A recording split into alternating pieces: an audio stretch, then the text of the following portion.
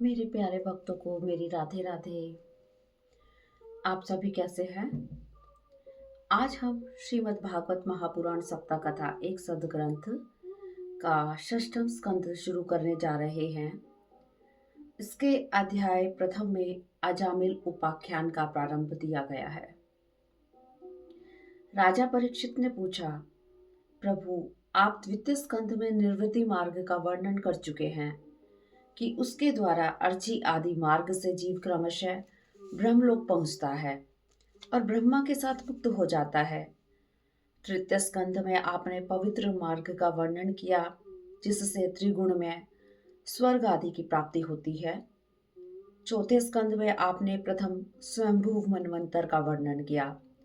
साथ ही चौथे और पांचवें स्कंद में प्रियव्रत और उतानपाद के वंशों का एवं द्वीप वर्ष समुद्र पर्वत नदी उद्यान और विभिन्न द्वीपों का वर्णन किया।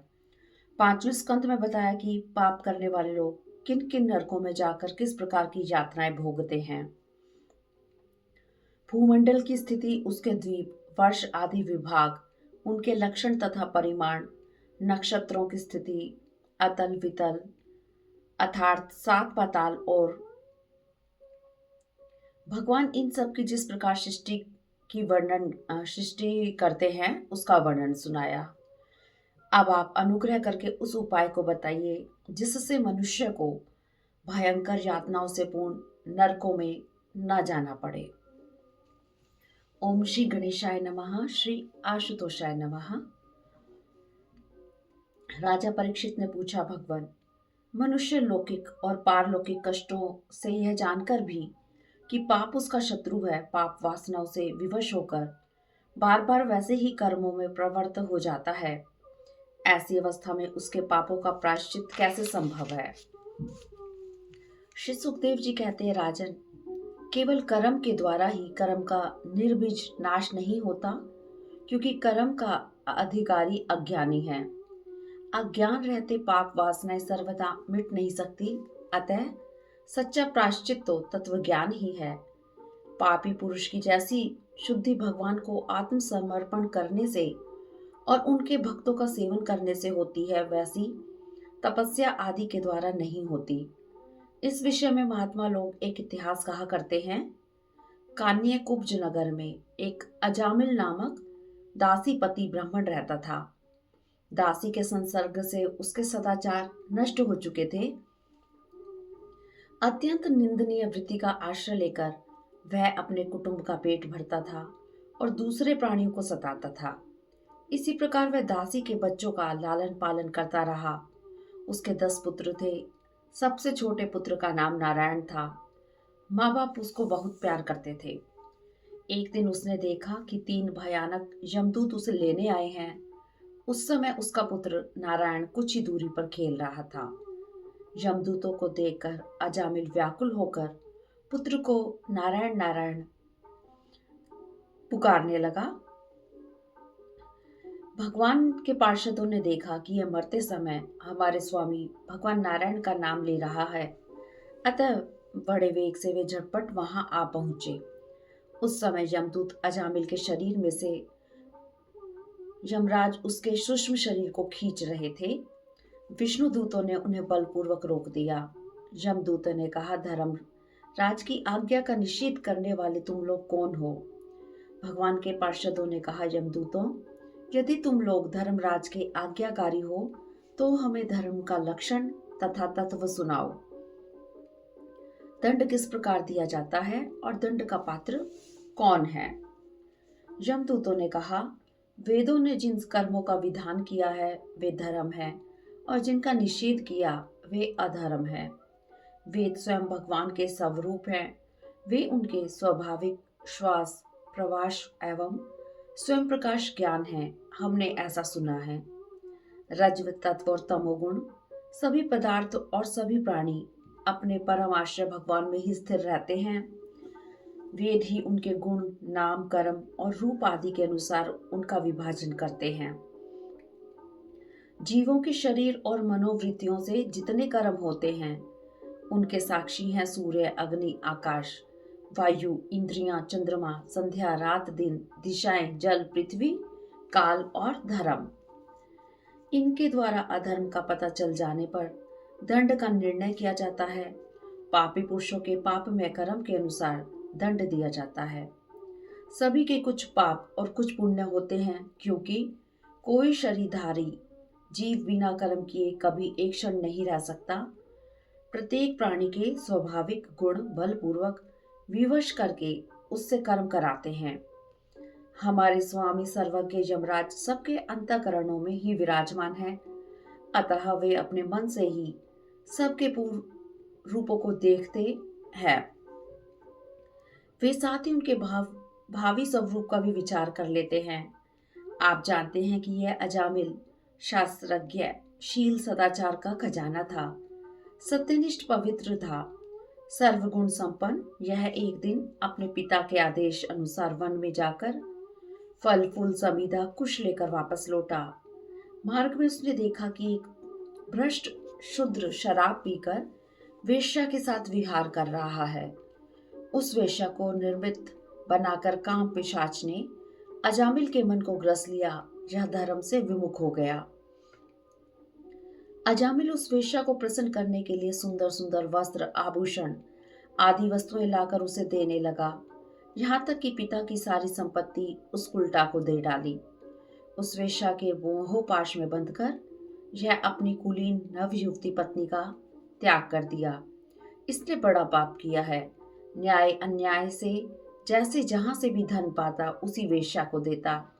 इसने वेद शास्त्र का उल्लंघन किया और उस वेश्या के अपवित्र अन्न से इसने जीवन व्यतीत किया है। इसका जीवन ही पाप से भरा है, अतः हम इस पापी को दंडपाश श्री यमराज के पास ले जाएंगे। वहां यह अपने पापों का दंड भोगकर शुद्ध हो जाएगा। इस तरह षष्ठम स्कंद का प्रथम अध्याय समाप्त हुआ। ओम नमो भगवते वासुदेवाय नमः। ओम नमो भगवते वासुदेवाय नमः। अध्याय 2, विष्णु दूतों द्वारा भागवत धर्म निरूपण और अजामिल का परम धाम गमन।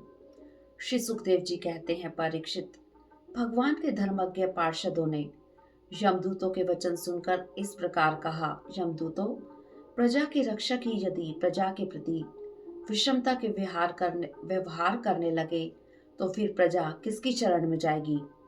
सत्पुरुष के आचरण का अनुसरण साधारण जनता करती है। वे अपने आचरण से जिस कर्म को धर्म के रूप में प्रमाणित कर देते हैं, लोग उसी का अनुसरण करने लगते हैं। साधारण जनता अज्ञानी होने के कारण धर्म अधर्म के स्वरूप को नहीं जान पाती। किसी सत्पुरुष पर विश्वास कर लेती है, उसकी शरण को प्राप्त कर निश्चिंत हो जाती है। वही सत्पुरुष जिस पर लोग विश्वास करते हैं, उस अज्ञानी लोगों के साथ कैसे विश्वासघात कर सकता है। इस अजामिल ने करोड़ों जन्मों की पाप राशि का प्रायश्चित कर लिया है। श्री सुखदेव जी कहते हैं, राजन, यमदूतों के वचन सुनकर भगवान के पार्षद ने कहा, यमदूतों, नारायण नाम उच्चारण करते ही इसके सारे पापों का प्रायश्चित हो गया। इसने विवश होकर ही सही भगवान के परम कल्याण में नाम का उच्चारण किया तो सही। यमदूतों, ब्रह्मघाती, गुरु पत्नी गामी, स्त्री, राजा, पिता और गाय को मारने वाला, चोर, शराबी, मित्र द्रोही, चाहे जैसा और जितना बड़ा पापी हो, भगवान का केवल नाम ले लेने से वह भगवान का आत्मीय हो जाता है। बड़े से बड़े ब्रह्मवादी ऋषियों ने पापों के बहुत से प्रायश्चित बताए हैं, किंतु उन प्रायश्चितों से पापी की जड़ से शुद्धि नहीं होती, जैसी भगवान के नामों गोविंद, हरि हरि, नारायण नारायण आदि भगवत नाम का उच्चारण से होती है। अतः भगवत धाम अंतःकरण की शुद्धि के लिए एवं पापों की निवृत्ति के लिए ही पर्याप्त है। बड़े बड़े महात्मा पुरुष ये जानते हैं कि परिहास से, तान अलापने से या किसी की अवहेलना करने में ही यदि कोई भगवान का नाम लेता है तो उसके सारे पाप नष्ट हो जाते हैं। इस प्रकार भगवान के पार्षदों ने भागवत धर्म का पूरा पूरा निर्णय सुना दिया और अजामिल को यमदूतों के पाश से छुड़ा दिया। यमदूत यमराज के पास गए और उन्हें सारा वृतांत ज्यों का त्यों सुना दिया। इधर अजामिल निर्भय और स्वस्थ हो गया। भगवान के पार्षदों के दर्शन जनित आनंद में मग्न होकर उसने उन्हें सिर झुकाकर प्रणाम किया। पार्षद सहसा अंतर्ध्यान हो गए। उनके मुख से भागवत धर्म श्रवण कर अजामिल का हृदय भक्ति से भर गया। वह सोचने लगा, अरे मैं कैसा इंद्रियों का दास हूं। मैंने एक दासी के गर्भ से पुत्र उत्पन्न करके अपना ब्राह्मणत्व नष्ट कर दिया। मुझे बार बार धिक्कार है। अपनी सती पत्नी का परित्याग कर शराब पीने वाली कुल्टा का संसर्ग किया। परम तपस्वी वृद्धावस्था प्राप्त माता पिता का परित्याग कर दिया। मैं कितना कृतज्ञ हूँ। मैंने सत्य वस्तु परमात्मा को पहचान लिया है। अतः अब मैं शरीर आदि में मैं तथा मेरे का भाव छोड़कर भगवत नाम कीर्तन आदि से अपने मन को शुद्ध करूंगा, भगवान में लगाऊंगा। ऐसा सोचकर वह हरिद्वार चला गया। मन को परब्रह्म में जोड़ दिया। जब उसकी बुद्धि भगवान के स्वरूप में स्थित हो गई, तब उसने देखा कि चारों पार्षद सामने खड़े हैं। अजामिल ने सिर झुकाकर उन्हें प्रणाम किया। गंगा के तट पर उसने अपना शरीर त्याग दिया और तत्काल पार्षद का स्वरूप प्राप्त कर लिया। वह पार्षदों के साथ दिव्य विमान पर बैठकर वैकुंठ धाम को चला गया। श्री सुखदेव जी कहते हैं, परीक्षित, जो लोग इस संसार सागर से पार जाना चाहते हैं, वे भगवान के नाम का उच्चारण करें। इससे बढ़कर कोई अन्य साधन नहीं। देखो, अजामिल जैसे पापी ने मृत्यु के समय पुत्र के बहाने भगवान के नाम का उच्चारण किया, वह वैकुंठ चला गया। फिर जो लोग श्रद्धा के साथ भगवान के नाम का उच्चारण करते हैं, उनके बारे में क्या कहा जाए। इस तरह षष्ठम स्कंद का द्वितीय अध्याय समाप्त हुआ। ओम नमो भगवते वासुदेवाय नमः। ओम नमो भगवते वासुदेवाय नमः।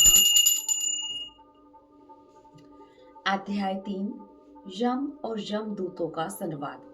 श्री सुखदेव जी कहते हैं, राजन, जब भगवान के पार्षदों ने यमदूतों का प्रयत्न विफल कर दिया, तब उन लोगों ने यमराज से जाकर निवेदन किया, प्रभु, अब तक संसार में आपकी आज्ञा की अवहेलना नहीं हुई थी, किंतु इस समय भगवान के पार्षदों ने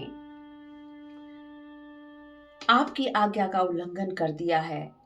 आपकी आज्ञा से हम लोग महापापी अजामिल को यातना गृह की ओर ले जा रहे थे, किंतु उन्होंने बलपूर्वक आपके फंदे काटकर उसे मुक्त कर दिया।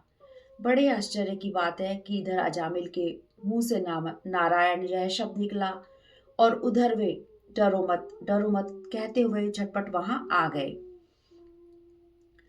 यमराज ने कहा, प्रिय दूतों, इस जगत में जीवों का सबसे बड़ा कर्तव्य और धर्म यही है कि वे भगवान के चरणों में भक्ति भाव प्राप्त कर ले। मेरे अतिरिक्त एक होरी चराचर जगत के स्वामी हैं। उन्हीं के अंश ब्रह्मा अधीन यह संपूर्ण जगत है। दूतों, मैं इंद्र, नैतकी, वरुण, चंद्रमा, अग्नि, शंकर, वायु, सूर्य, ब्रह्मा, 12 आदित्य, विश्व देवता, 8 वसु, साध्य, 49 मरुत सिद्ध, 11 रुद्र, भृगु आदि प्रजापति और बड़े बड़े देवता, सब के सब उनकी माया के अधीन हैं। भगवान कब क्या करेंगे कोई नहीं जानता। वे प्रभु सबके स्वामी और स्वयं परम स्वतंत्र हैं। उन पुरुषोत्तम के दूत उन्हीं के समान परम मनोहर रूप, गुण और स्वभाव संपन्न होकर इस जगत में सर्वत्र विचरण किया करते हैं। दूतों, विष्णु भगवान के पार्षदों का दर्शन बहुत दुर्लभ है।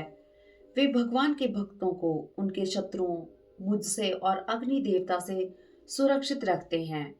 भगवान ने जिस भागवत धर्म का निर्माण किया है, उसका रहस्य केवल हम 12 व्यक्ति ही जानते हैं। वे हैं ब्रह्मा जी, देव ऋषि नारद, भगवान शंकर जी, सनत कुमार, कपिल देव, स्वयंभू मनु, प्रहलाद, जनक, भीष्म पितामह, बलि, सुखदेव जी और मैं अर्थात धर्मराज। बड़े बड़े विद्वानों की भी बुद्धि भगवान की माया से मोहित हो जाती है।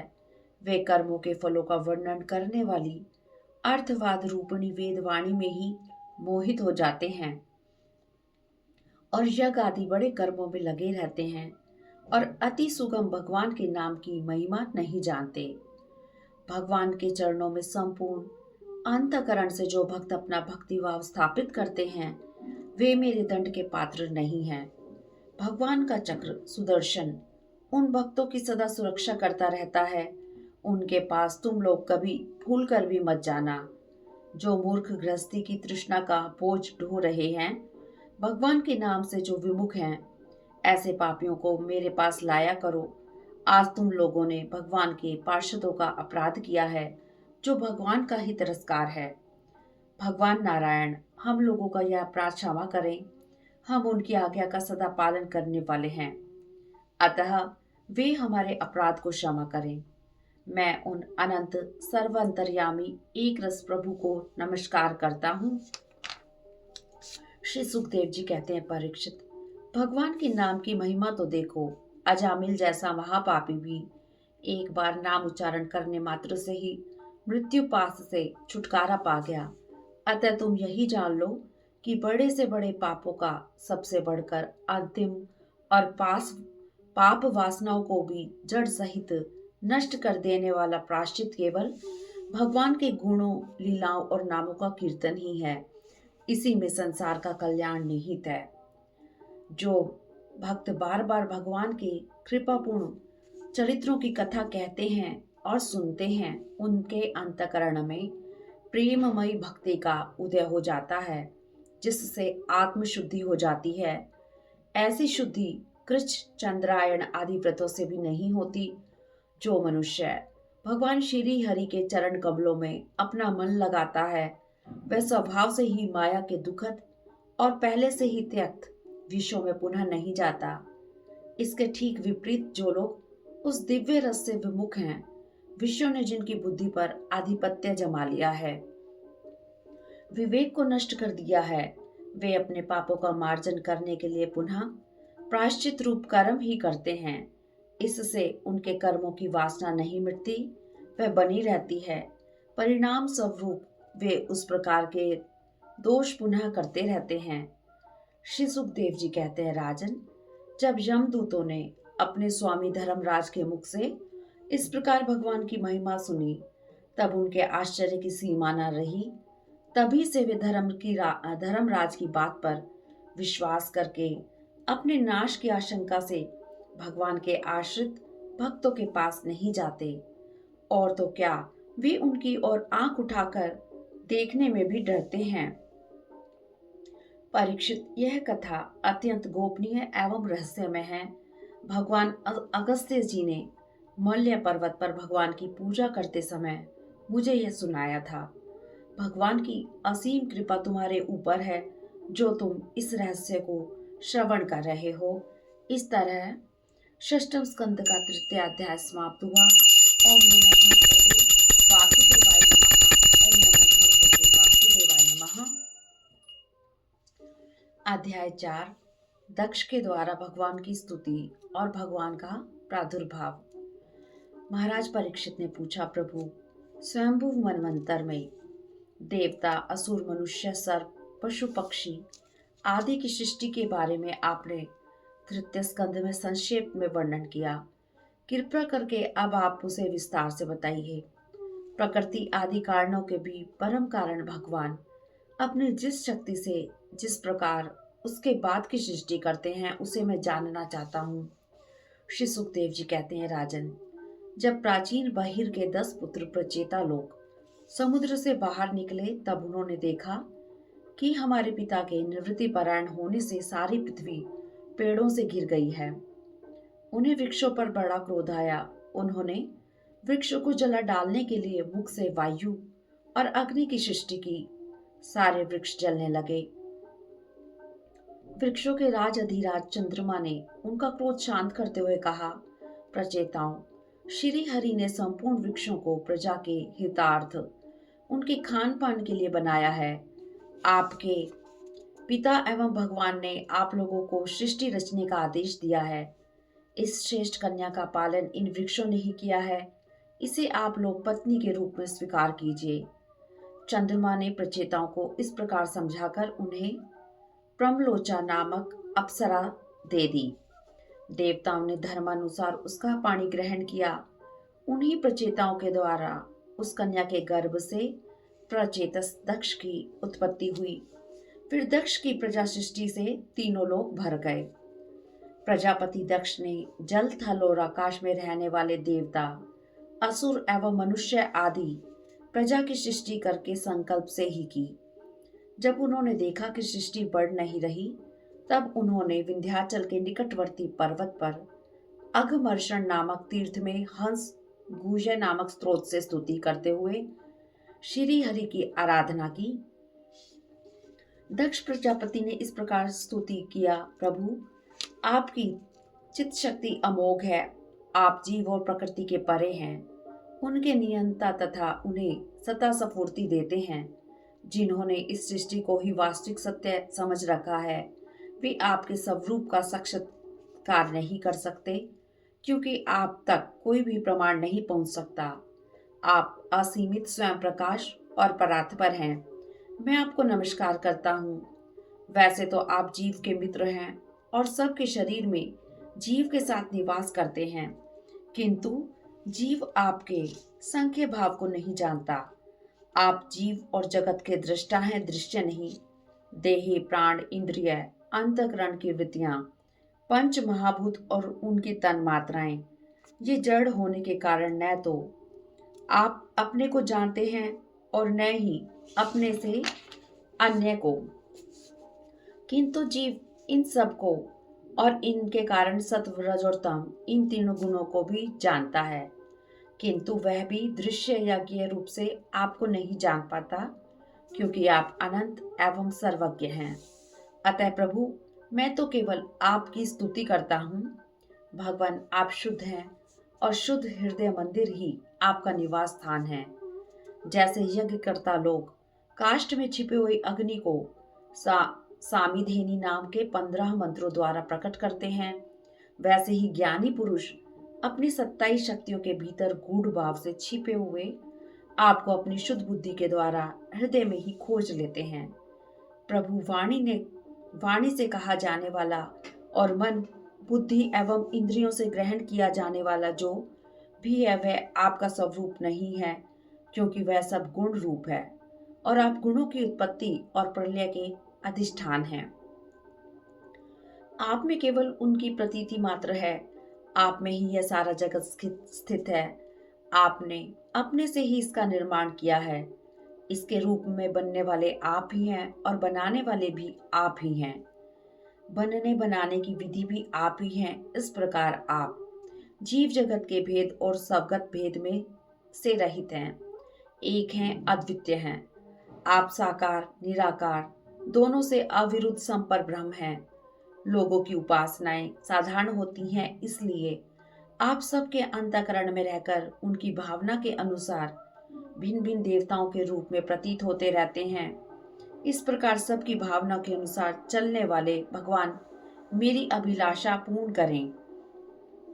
श्री सुखदेव जी कहते हैं, परीक्षित, विंध्याचल के अघमर्षण तीर्थ में प्रजापति दक्ष ने इसी प्रकार स्तुति कर भगवान से अपनी इच्छा पूर्ति के लिए प्रार्थना की।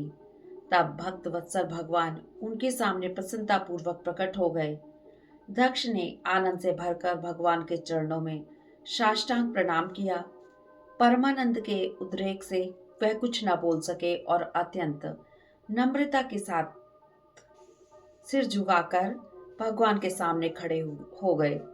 उनकी प्रजाविधि की कामना को जानकर भगवान ने उनसे कहा, भाग्यवान दक्ष, अब तुम्हारी तपस्या सिद्ध हो गई। तपस्या मेरा हृदय है, विद्या शरीर है, कर्म आकृति है, यज्ञ अंग है, धर्म मन है और देवता प्राण है। जब ये सृष्टि नहीं थी तब केवल मैं ही था, वह भी निष्क्रिय रूप में, बाहर भीतर कुछ नहीं, दृष्टा या दृश्य कोई भी नहीं। मैं केवल ज्ञान स्वरूप और अव्यक्त था। मैं अनंत गुणों का आधार एवं स्वयं अनंत हूँ। जब गुणमयी माया के श्रोप से यह ब्रह्मांड शरीर प्रकट हुआ, तब इसमें अयोनिज आदि पुरुष ब्रह्मा जी उत्पन्न हुए।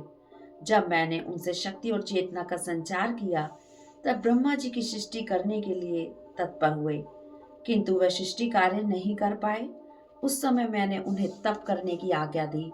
उन्होंने घोर तप किया। उसी तपस्या के प्रभाव से उन्होंने सबसे पहले तुम 9 प्रजापतियों को उत्पन्न किया। देखो, यह पंचजन प्रजापति की कन्या अक्सिनी है। इसे तुम अपनी पत्नी के रूप में ग्रहण करो। इसके द्वारा तुम बहुत सी प्रजा उत्पन्न कर सकोगे। यह कहकर श्री हरि अंतर ध्यान हो गए। इस तरह षष्ठम स्कंद का चतुर्थ अध्याय समाप्त हुआ। ओम नमो भगवते वासुदेवाय नमः। ओम नमो भगवते वासुदेवाय नमः। अध्याय 5। श्री नारद जी के उपदेश से दक्ष पुत्रों की विरक्ति तथा नारद जी को दक्ष का शाप। श्री सुखदेव जी कहते हैं, परीक्षित, भगवान के शक्ति संचार से दक्ष प्रजापति परम समर्थ हो गए। उन्होंने अक्सिनी से हरे अश्व नाम के 10,000 पुत्र उत्पन्न किए। जब उन्होंने उन्हें संतान उत्पन्न करने की आज्ञा दी, तब वे तपस्या करने के विचार से पश्चिम दिशा की ओर गए। सिंधु नदी और समुद्र के संगम पर नारायण सर नाम का एक महान तीर्थ है। बड़े बड़े मुनि और सिद्ध पुरुष वहां निवास करते हैं। नारायण सर में स्नान करते ही हरे अश्वों के अंतःकरण शुद्ध हो गए। उनकी बुद्धि धर्म भागवत धर्म में लग गई।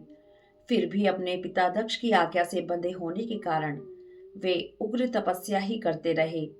जब देव ऋषि नारद ने देखा कि भागवत धर्म में रुचि होने पर भी ये प्रजावृद्धि के लिए तत्पर हैं, तब उन्होंने उनके पास जाकर कहा, अरे हरे अश्वों, तुम लोग मूर्ख ही हो। तुम लोग सृष्टि विस्तार करने के लिए जो तप कर रहे हो, तो इससे पहले मेरे प्रश्नों का उत्तर दो। पहला प्रश्न, क्या तुम लोगों ने पृथ्वी का अंत देखा है?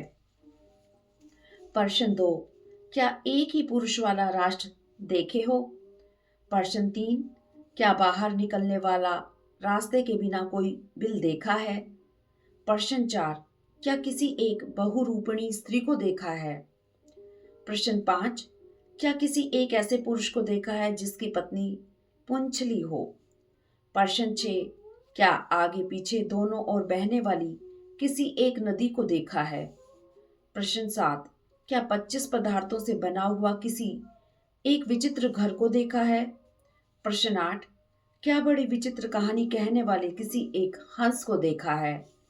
प्रश्न 9, क्या छुरे एवं ब्रज बना हुआ अति तीक्ष्ण घूमता हुआ चक्र क्या तुम लोगों ने देखा है?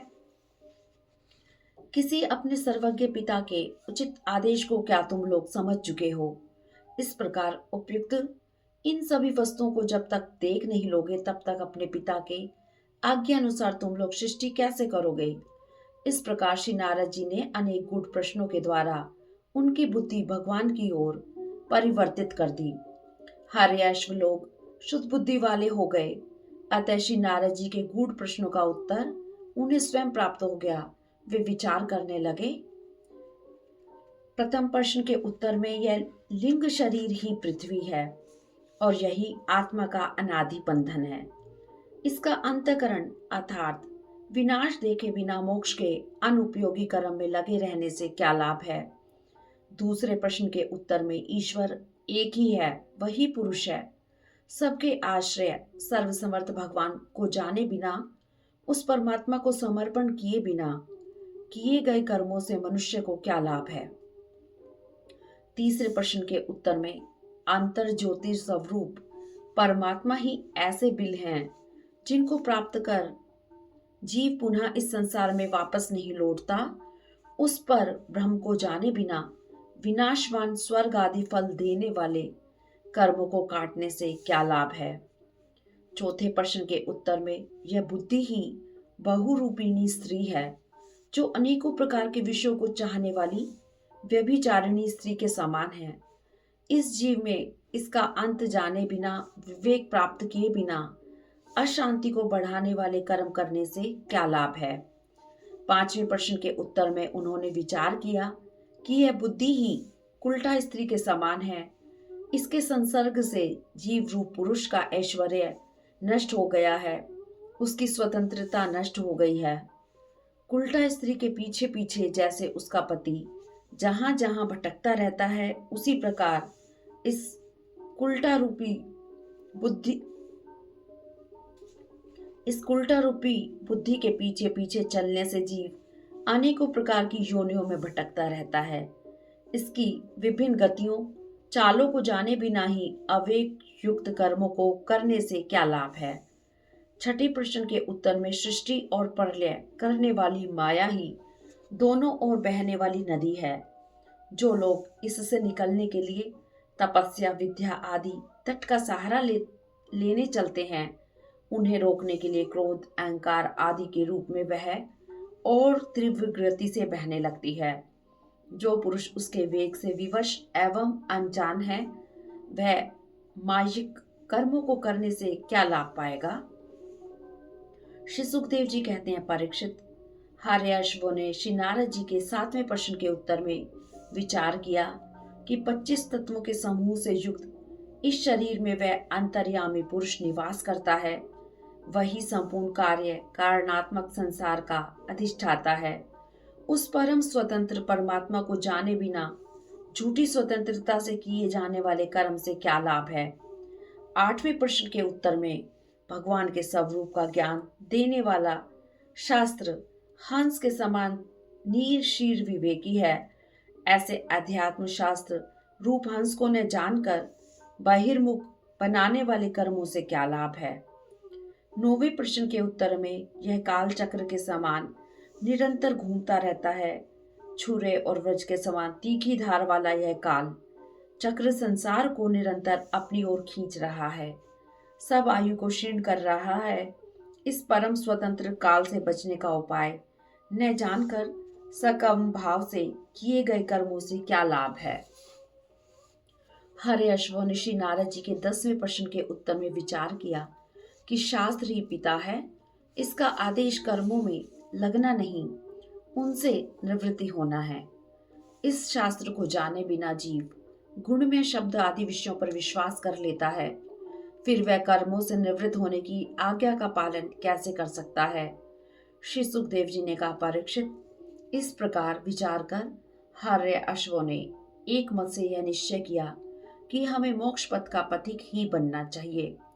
उन्होंने श्री नारद जी की परिक्रमा की और श्री हरि के शरणागत हो गए। श्री नारद जी भगवत जन करते हुए चले गए। तब दक्ष प्रजापति को मालूम हुआ कि मेरे पुत्र नारद के उपदेश से कर्तव्य च्युत हो गए हैं। तब वे शोक से व्याकुल हो गए। ब्रह्मा जी ने उन्हें सांत्वना दी। तब उन्होंने अक्सिनी के गर्भ से 1000 पुत्र और उत्पन्न किए। उनका नाम था शबलाश्व। वे भी अपने पिता की आज्ञा से प्रजापति प्रजा सृष्टि के उद्देश्य से तप करने के लिए उसी नर नारायण सरोवर में गए। उस सरोवर में स्नान करने से उनके अंतःकरण के सारे मैल धुल गए। वे प्रणव का जप करते हुए महान तप में लग गए। कुछ महीने केवल जल पीकर और कुछ महीने केवल वायु पीकर ही उन्होंने हम नमस्कार पूर्वक ओंकार स्वरूप भगवान नारायण का ध्यान करते हैं, जो विशुद्ध चित्त में निवास करते हैं, सबके अंतर्यामी एवं सर्वव्यापक तथा परम हंस स्वरूप हैं। इस मंत्र का जप करते हुए मंत्र अधिपति भगवान की आराधना की। इस प्रकार दक्ष के पुत्र शबलाश्व सृष्टि रचना के लिए तपस्या में संलग्न थे। उस समय उनके पास भी श्री नारद जी आए और उन्होंने पहले की ही भांति कूट वचन कहे। शबलाश्वों को इस प्रकार उपदेश देकर श्री नारद जी चले गए और उन लोगों ने भी अपने भाइयों के मार्ग का ही अनुसरण किया। दक्ष प्रजापति को जब मालूम हुआ कि पहले की भांति अब भी नारद जी ने मेरे पुत्रों को फिर चौपट कर दिया है, शोक और क्रोध से व्याकुल दक्ष ने नारद जी से मिलने पर उनसे कहा, ओ दुष्ट, हमारे पुत्रों को भिक्षुकों का मार्ग दिखाकर तुमने हमारा बड़ा अपकार किया है। तुम बच्चों की बुद्धि बिगाड़ते फिरते हो। तुम्हारे हृदय में दया का नाम भी नहीं है। तुम तो हमारी वंश परंपरा का उच्छेद करने पर ही उतारू हो रहे हो। इसलिए मूढ़ जाओ, लोक लोकांतरों में भटकते रहो। देव ऋषि नारद ने बहुत अच्छा कहकर दक्ष का शाप स्वीकार कर लिया। इस तरह षष्ठम स्कंद का 5वां अध्याय समाप्त हुआ। अगले अध्याय 6 में हम लोग दक्ष प्रजापति की 60 कन्याओं के वंश का विवरण और आदिति पुत्र त्वष्टा के विश्व रूप के जन्म का वर्णन करेंगे। तब तक के लिए राधे राधे।